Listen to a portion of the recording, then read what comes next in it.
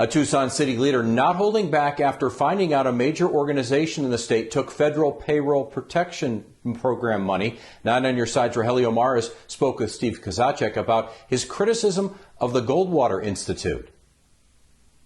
Councilman Steve Kozachik stands by what he says is the city's record of helping small businesses. We knew that it was important that we help small local businesses, and that's the reason we put $1 million into direct investment to local businesses through our COVID money. The city allocated some of that money, $1 million, for small businesses to use as a relief fund for their employees. If we get more CARES dollars, we're going to go back to the well again and try and do it one more time. Kozachik will even give you a history lesson on the city's relationship with small business. We have a history of supporting small local businesses. A couple of years ago, we put in a policy that would have allowed us to give preference in bidding to small local businesses. But it didn't happen. A lawsuit filed and won by the Goldwater Institute put a stop to that program. In 2014, the Goldwater Institute called the city's proposal discriminatory. That decision didn't set well with Kozachik, and recent headlines that the Goldwater Institute took federal aid from the Paycheck Protection Program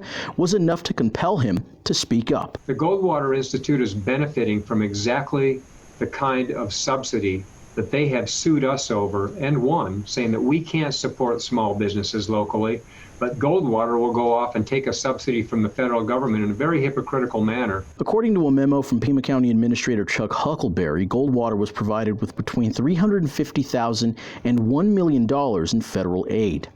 For his part, Kozachik says he'll focus on more proactive objectives. So I think what we'll do is we'll keep our focus on the ways that we can support local businesses and just point to hypocrisy where it exists. Rogelio Mares, KGUN 9, on your side.